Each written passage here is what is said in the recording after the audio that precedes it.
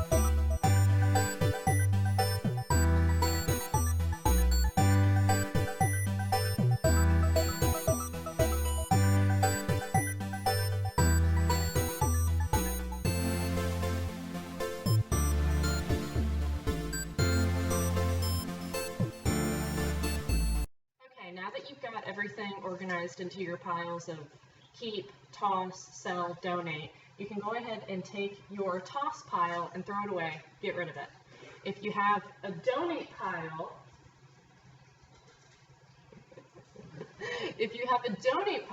go ahead and put it in a bag or a box or something like that and put it in your car.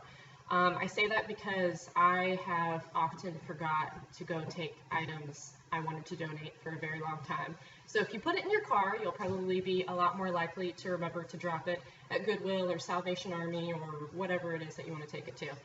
Same thing with sell. If you plan on taking your items to a consignment shop or something like that, do the same thing. Put them in a bag or box and go ahead and put them in your car. If you plan on using Craigslist or eBay or something like that, just find a place in your home that you can store them for now. Don't forget about them though. Don't forget about them. So now you can go ahead and you've got your items that you're keeping. Okay, our next step is we're going to go through each one of these items one by one, and we're going to decide which of these items actually should stay in the drawer, cabinet, closet, or whatever it is that you pulled it out of, or which items belong in a different room or a different place in the house. Do the same thing you did before, take it one item at a time. That's the least overwhelming way to do it.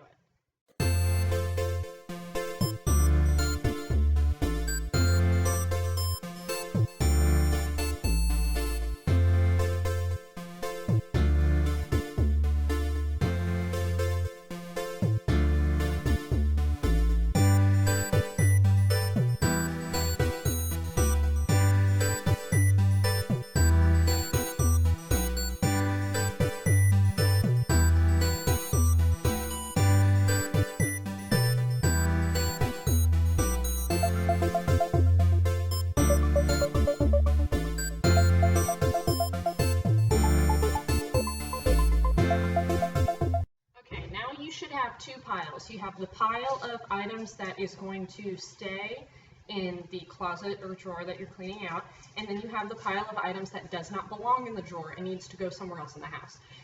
If you want to and you have time to go ahead and put these where they belong right now, that's great. Go ahead and do that, or put them in a box like I'm doing, and once you're done organizing your drawer or closet or cabinet, you can go around the house and put these where they belong.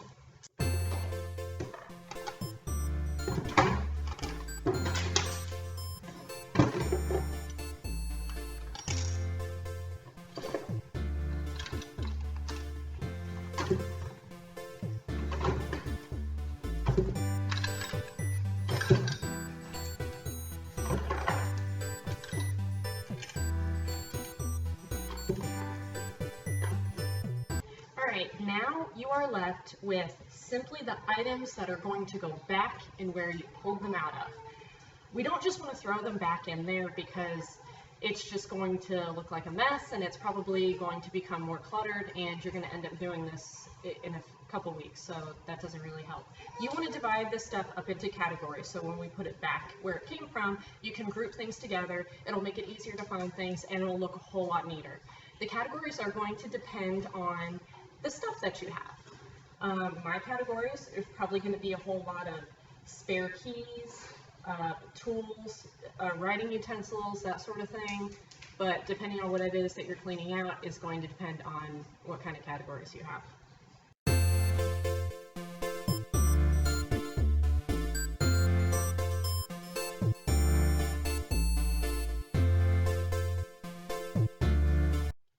Okay, and before I actually put these things back in the drawer, I'm going to clean it out just so that it looks a little bit nicer.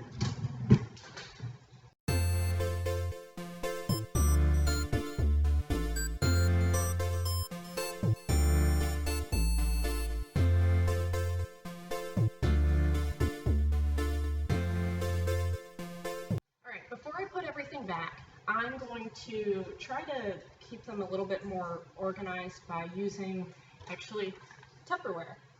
I don't like to spend a whole lot of money on just storage containers and that sort of thing to keep things organized, but we always have extra Tupperware containers from lunch meat and Chinese food and that sort of thing, so they're free. It's a great way to keep things separated and organized and not having to spend any money.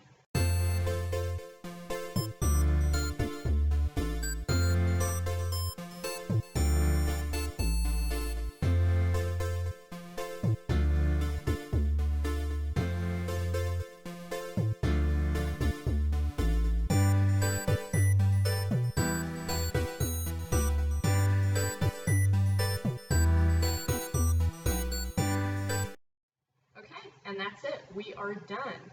At least I am. If you're overwhelmed by cleaning out your clutter and getting it all organized and sorted and put away at once, you can always use a chunking method, which is basically you give yourself a set time period of time that you have to clean and work on organizing the clutter every day. So you might give yourself 15 minutes and say, okay, after 15 minutes, I'm done for the day. You can kind of make it a game and race the clock and see how quickly you can, or how much you can get done in that time period. And then when you're done until the next day. If you come across an item that you don't know what to do with, that's okay. That's happened to me. It happens to me all the time. You can put it to the side and just come back to it at the end. If you need to talk to somebody else in your house and see if you need to keep it or something like that, you can always do that. It's okay. You don't have to do everything in order. You can come back to it at the end. This will also be posted in written form on my blog, organizationbycyairadayle.com. If you guys like this sort of format, let me know so I can do more of them in the future. I know the camera quality is not great. I know the sound quality isn't great. And I'm sure this video is a little bit choppy because it's my first one and I don't really know what I'm doing, but bear with me a little bit. Also, right now, if you are a friend or a family member or something of mine and you have a project you need done in your house and you don't feel like doing it yourself, I would be happy to help you with that. There's no cost. I just want to be able to take before and after photos. Alright, that's it. Thanks for watching, guys. And once you're done, don't forget to take your box or bag of items that did not belong where you pulled them out of, go around your house and put them where they do belong. This video is weird. It's this little boy's fault. He is so distracting. He wake up in the middle of filming. Daddy put the TV on. Mommy don't know what she's doing. No. Yeah. You want to tell everybody, go to organizationbycyairadayle.com. Go like Facebook in description. Go follow Instagram and Tweeter Totter. The Tweeter Totter. Yeah. Okay. Thanks, Bubba.